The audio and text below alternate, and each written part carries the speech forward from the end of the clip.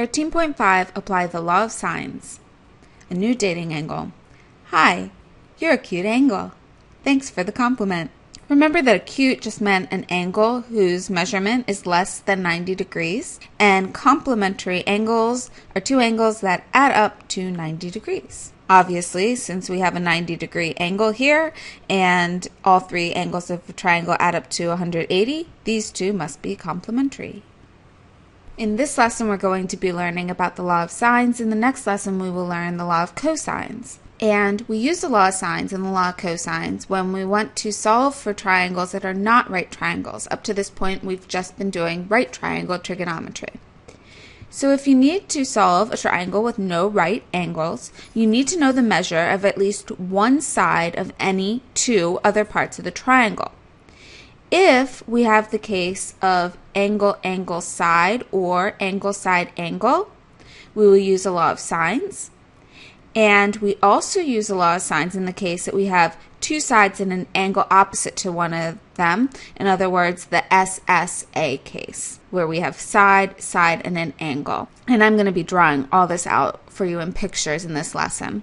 We're going to use the law of cosines in the next lesson when we have three sides, or we have side, angle, side. The angle given is between the two side lengths. Again, I'm going to draw a bunch of pictures today for you. The law of sines says that if we have a triangle ABC, and this is our general notation, we use capital letters to denote the angle lengths and lowercase letters to denote the side lengths. And the capital A, angle A, is right here. And opposite that should be the side length A. So this is general convention. We have A, side length A, angle B right there, and side length B is opposite it. And angle C is right there, and the side length is opposite it. The law of sines says that sine A over A, so the sine angle A over side length A equals sine B over B, which also equals sine C over C. Of course, that's equivalent to A over sine A equals B over sine B, which equals C over sine C. Of course, the angles have to go with the sine, so you know the capital letters have to go with the sine stuff. But since we're just dealing with ratios here, equivalent ratios, it doesn't matter if they're this side or flipped. So we're going to use the law of sines in this example here, and I always like to start with the drawing. It doesn't matter if it's to scale or not. I know that A here is 94 degrees. Let's just call this B.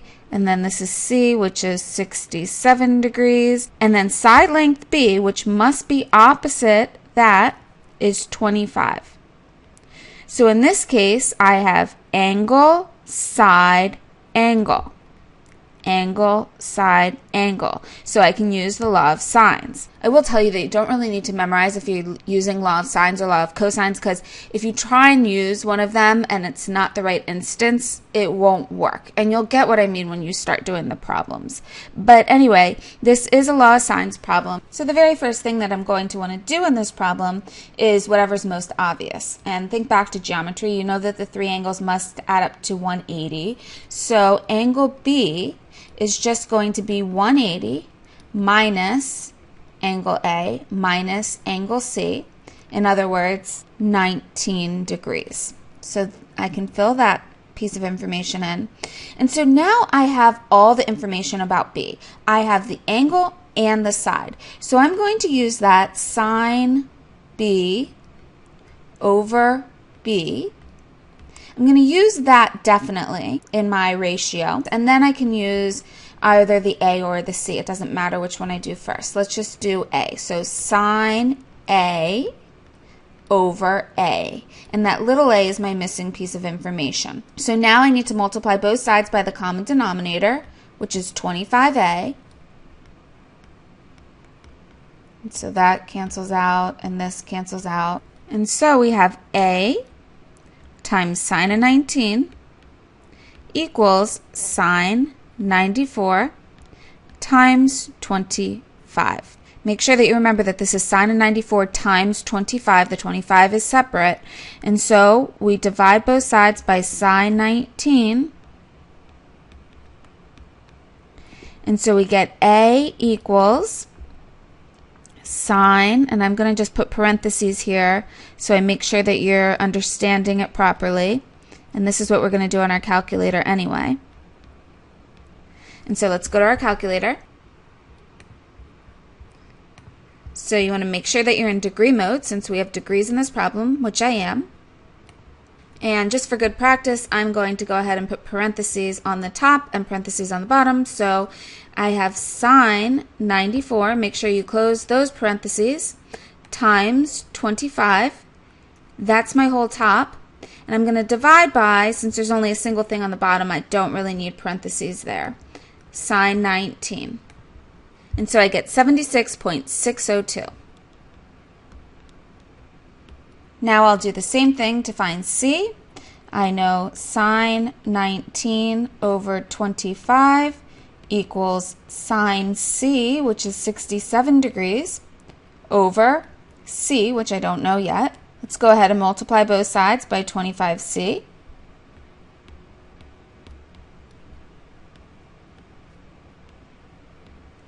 And so I get C times sine 19 equals sine 67 times 25, divide by sine of 19 on both sides. And I'll just put the parentheses. Go to your calculator. So the top is sine 67 times 25, and the top over sine 19. And we get 70.684. And now I have all the side lengths of my triangle, and I have the missing angle. So you might remember back to geometry when you were looking at congruent triangles, and you could prove that triangles were congruent if you had angle, side angle, side angle, side, side, side, side, but the one case that you couldn't do was side, side angle, or written backwards, ASS. Remember, it spells ass, and that was the one that you could not do. And so this gives you some background as to why you couldn't just prove it simply like the other cases, and what we're going to have to do whenever we have a side-side angle case. And if you want to call it an ass case, that's fine if that's your way of remembering that it's a special case. So the funky thing about this case is that if we're given a side, side, and an angle, we possibly have no triangle, one triangle, or two triangles. And we have to first figure out which case we have before we can start anything. So I'm going to do an explanation here. I'm going to do another demo in class, and you guys are going to have an activity reviewing more of this because it is difficult, but try and bear with me. I'm going to try and use this to make things make sense. So we have a side-side angle case. In this one, what's fixed is our A, our B, and our angle. So you'll see that the blue, the green, and our angle which is given, those are the fixed things. I cannot change them. Let's start with A being acute because obviously I've set up my triangle right now that A is acute. So the first thing is if A is too short. Remember that the shortest way to go from side C down to this line here is a right angle. So if A is not at least what H is, then I wouldn't have a triangle at all, right? If A was too short, A is less than the height of my triangle, what the right angle would drop down, I can't make a triangle at all. So that's my first case right here. If A is too small, if it's less than H, then I can't make a triangle at all. The next case is if A is exactly what H is, then I could only make one triangle, exactly one triangle. So A is 2.5, H is 2.5, I make one triangle because if I tried to put 2.5 over here, see, 2.5. You'll see that it doesn't quite make a triangle, right? If I tried to put 2.5 over here, it doesn't quite reach down to make the triangle. So the only way that I could make a triangle if side length A was 2.5 is make it exactly a right triangle, and so I would only have one triangle. This next case is, say that your side length, let's just make it 3 for right now. If my side length was 3, you see that I can make a triangle here. So this is one of my sides, this is one of my sides, and this is one of my sides. Again, I need A to be fixed, B to be fixed, and this angle here to be fixed. And I'm saying A is 3 in this example. So you see I can easily make that triangle. But look at this.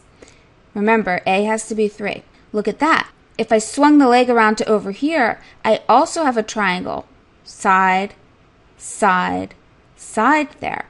Remember that A had to be 3, B doesn't move, and this angle doesn't move. So that's the funky thing about if my side length A has to be bigger than H. We already ruled out that it has to be bigger than H.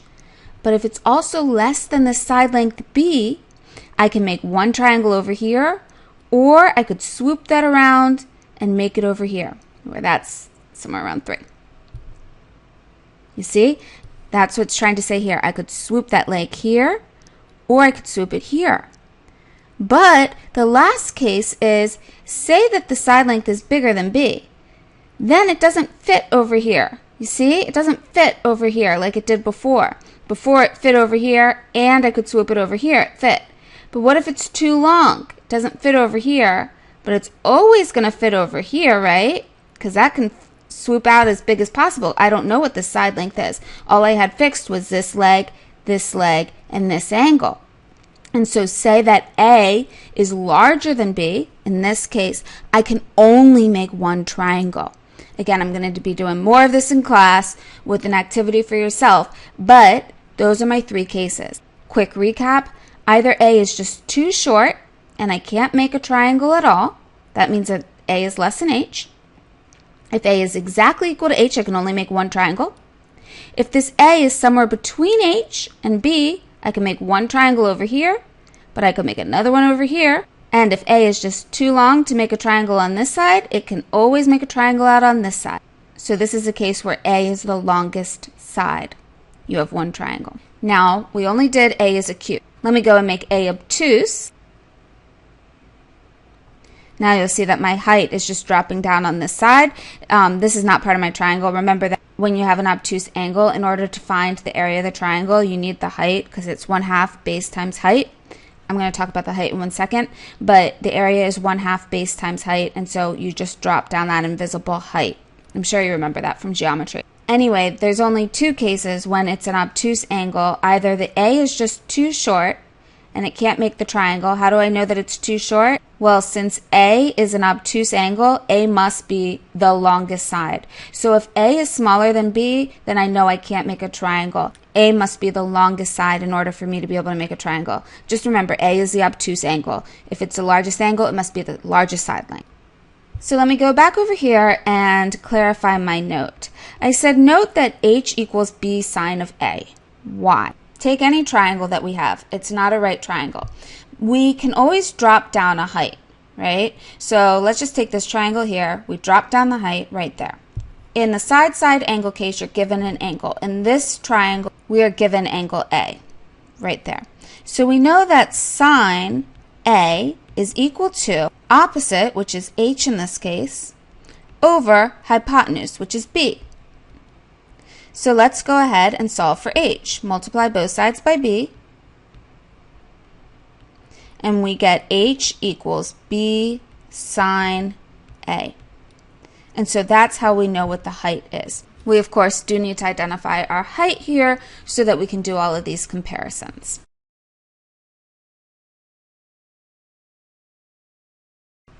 Let's go ahead and do this triangle. So I have an obtuse angle. So A is 127 degrees. We have B, we have C, so this is side length B, and this is side length A and C. We know that A is equal to 63, and we know that B is equal to 42.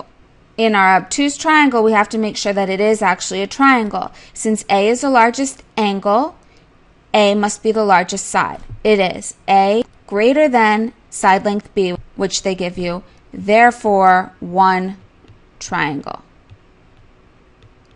Remember, in your obtuse triangle, all you have to check for is one triangle or 0 triangles. And remember, the only reason that I'm doing this is because I have side, side, angle. Again, side, side angle. So now I just go about doing the problem as I was doing before, the sine A over A equals sine B over B equals sine C over C. Since I have two pieces of information about A, I definitely want to use that. Sine 127 degrees over 63 equals, the only other thing I have information about is B, so I need to be using that, sine B over B, which is 42. Again, I chose what to use first because I had two pieces of information about A and I had one piece of information about B. So I only want to solve for one thing at a time. So let's just go ahead and say that 42 sine 127 is equal to 63 sine B. Divide both sides by 63 so that we get sine B equals 42 sine 127 over 63. How did we get rid of sine? We did inverse sine, so I will do inverse sine of both sides. Now I'm going to go to my calculator. So I'm going to do inverse sine. I have to be real careful on my parentheses here.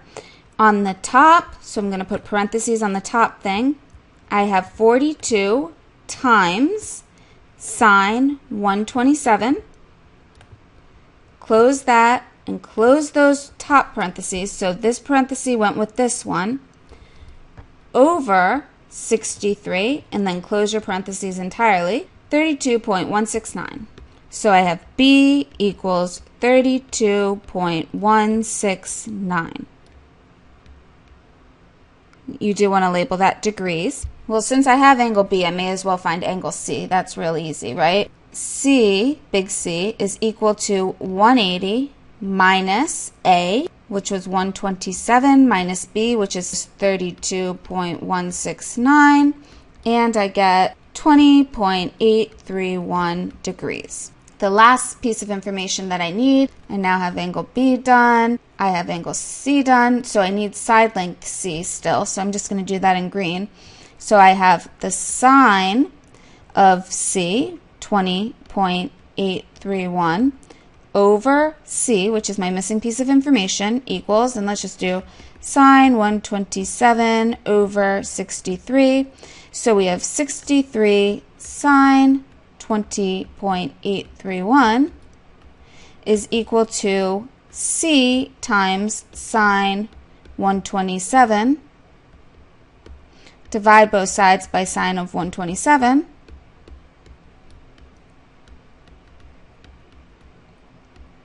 And we get C. So go to your calculator. Again, I'm just going to put my numerator in parentheses, 63 times sine 20.831, and that parenthesis and your numerator parenthesis divided by sine 127. Do remember that if you're going to put your numerator in parentheses, that you remember to close off those parentheses or you will get the wrong answer. So we get 28.052. Little c equals 28.052. And so now we have that. We have the triangle solved. Now we have a triangle A, B, C. It says angle B is 52 degrees. Side A is 6.5 and side B is 4.7.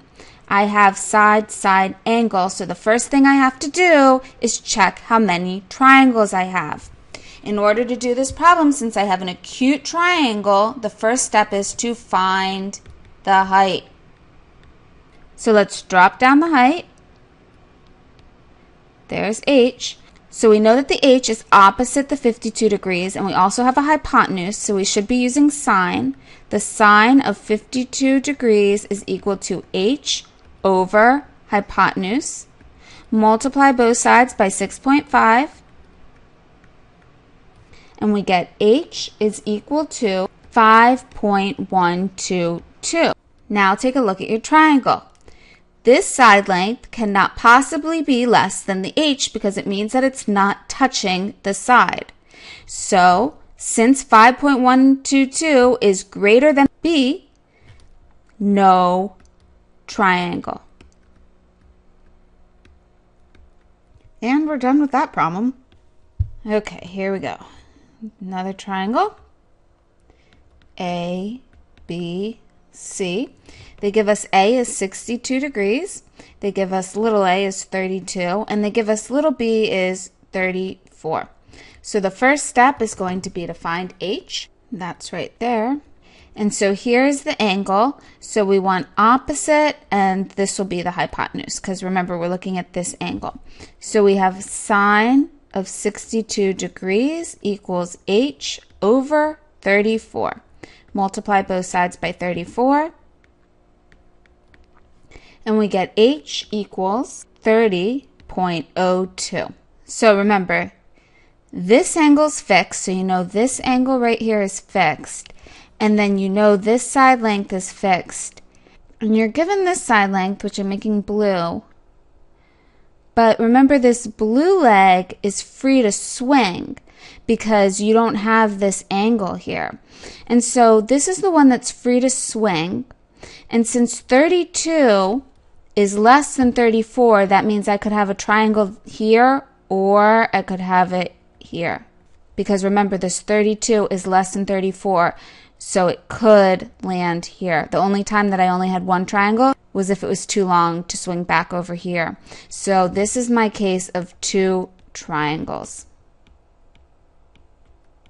And I promise this isn't that bad, but it is double the amount of work because I have to do two triangles. So triangle 1 is fairly simple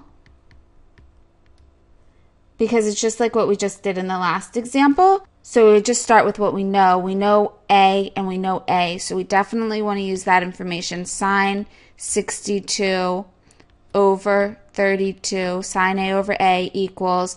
And then we have information about B. So we're going to use sine B over B. So we have 34 times sine 62 equals 32 times sine B. Go ahead and divide both sides by 32. And I've actually done the calculation here, so I don't have to keep going back to my calculator. Sine B equals 0.938. And then to find B, of course, I'm just going to take the inverse sine of both sides. And so we get B is equal to 69.740 degrees. Since I have side length A and side length B, I can go ahead and find C fairly easily because I just have 180 minus A minus B, which is equal to 48.260 degrees. And then to do side length C, I'm just going to go over here and I do the same thing that I did just in that last example. Sine A over A is equal to sine C, which is 48.260 over C. So then I have C times sine 62 is equal to 32 times sine 48.260. Divide both sides by sine 62.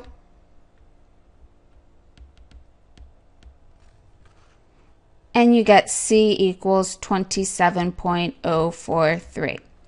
So that was the same thing that I've been doing, but now I need to look at triangle 2. So how do I do triangle 2? Well, keep in mind that when we look at triangle 2, it's going to look like this. So let me just draw a little picture over here. It's going to look like this. A, B, C. You'll note that B is an obtuse angle. And so when I went and I did my original work here, you'll see that I got this case because B was acute. So all you do in triangle 2 is you note that the angle that you just found was actually just this, which is equivalent to this. And so the angle that you're looking for in this triangle is just the complement of this angle. And so you have that B is actually equal to 180 minus 69.740, which equals 110.26 degrees. So just again, to clarify what I said, you do the same first step. And you knew that you had to solve for b because b was a side length that you had. But in the first case, when you solved for it, you got the acute angle. So you solved for the case where b was acute. But when you go to make your other triangle, b is going to be obtuse. And so you notice that the angle that you actually solved for was supplementary to, and I just said complementary by accident, but supplementary, because they add up to 180, to the angle that you were really solving for, which was b. So if you're a steps person, you can go ahead and write your steps down here, that the first thing you need to do is just do 180 minus the angle b that you just found. So now I have all the information about A because it was already given to me. I have all the information about B because I just found it. So now I can just find everything about C. Well, C is going to be the whole triangle adds up to 180 minus A, which was given to me originally, 62, minus B, which is now 110.26. And so I get C is just this little teeny tiny 7.74 degrees. And so now I just do the same thing I've been doing all along. Sine A over A is equal to sine C over C.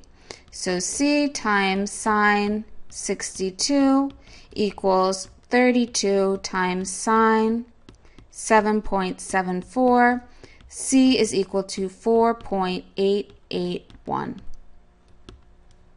I promise I'll give you plenty of practice problems on this, but real quick to sum it up, you first find H. Because this side length that was not attached to any angle, I only had this angle, so this one was kind of unhinged. I can move it around because I don't know the angle.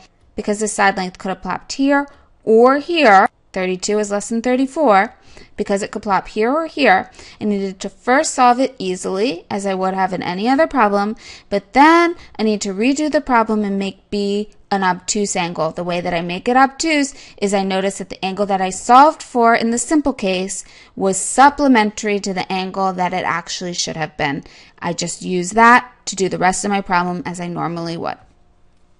Finally, to find the area of a triangle in the SAS case, so if I'm given a side, an angle, and another side, I have that the area equals 1/2 BC sine A, which is equal to 1/2 AC sine B, which is equal to 1/2 AB sine C. And sit tight, I'm going to explain this in a minute, but I just want you to notice that I do have all my letters A, B, and C covered in each of these, A, B, C, A, B, C, A, B, C. And so if you're panicking on the test, that's how to remember it.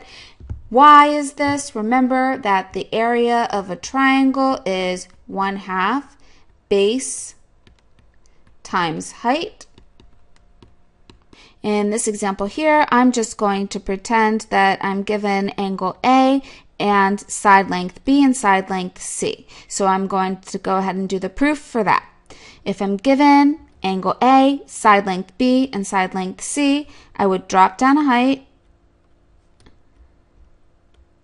and the sine of A is equal to the height over the hypotenuse, which is C in this case, because remember, this is the triangle that I'm looking at. In other words, H equals C sine A. So that's the height. So the area of my triangle is going to be 1/2 the base. In this triangle, it's B times the height, which is C sine A. So I have 1/2 BC sine A. And so I just did the proof of that one. You could do the proof for any other side the same way. Finally, we're at the end of this lesson. You are setting up a triangular flower garden in your backyard. If you law off lengths, I think I meant to say if you lay off lengths of 15 and 11 feet for two sides. Okay, so let me draw my triangular garden. I have 15 and 11 as the side lengths with a 62 angle between the sides. So I have side angle side here. What will the area of the garden be? So since I have side angle side, I can just do that the area is equal to 1/2 one of the side lengths, another of the side lengths, sine of the angle in between. You can only use this if the angle is in between, and we just did the proof of it. And so we have 72.843, and we must have units, so we have feet, and we have square feet because we're looking at area. And that's it for this lesson.